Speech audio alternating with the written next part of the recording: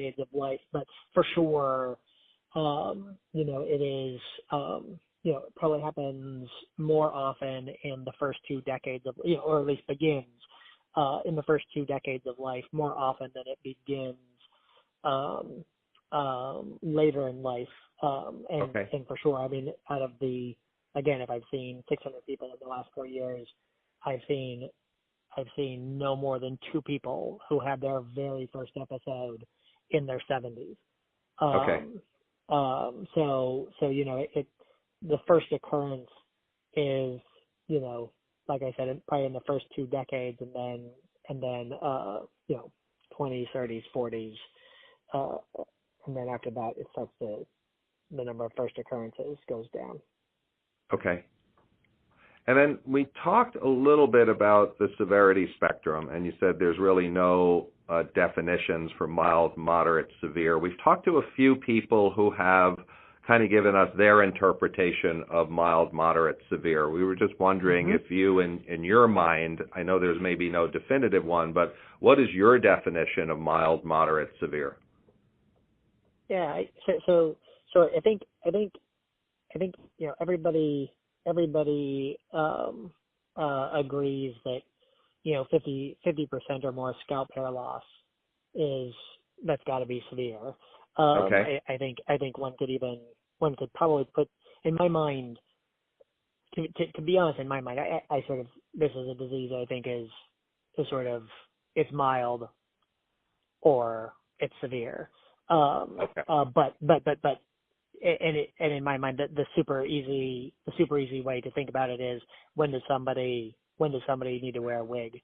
Because once you have to wear a wig, it doesn't matter if you have 100 hairs on your head or 10,000 hairs on your head, you're wearing a wig to cover it up. And so I think that is one way that one can think about it. But I think that what we'll see emerge from clinical trials, which is where this range is going to end up being defined, and it'll be defined by every company differently based on what patients think, what experts think.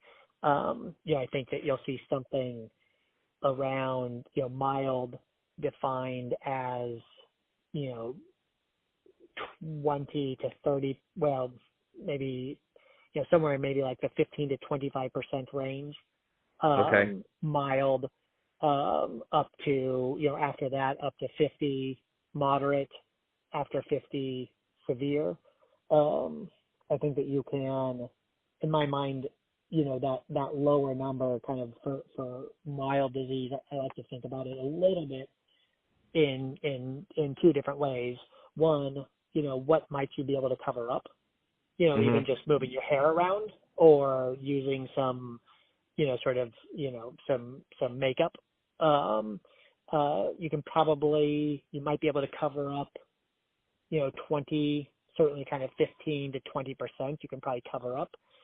Also, another way of thinking about it is how many times is somebody willing to tolerate a needle? And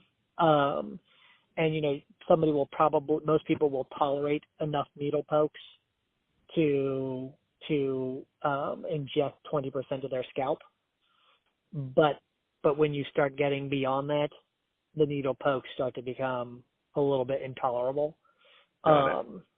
And so I think you can kind of think of it, kind of functionally in terms of what you can treat with a needle, or how much you can often get away with before you need a wig. Okay.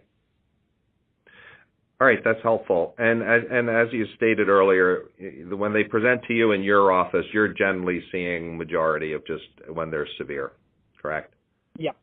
Okay. You're not really seeing any mild. You don't really deal with any mild cases. What's that? 10% of maybe 5 or 10% of the time I see somebody with, I do think that you can have, in a sense, kind of a category of severe that is mild in the sense of percent scalp hair loss, but it's severe in the sense that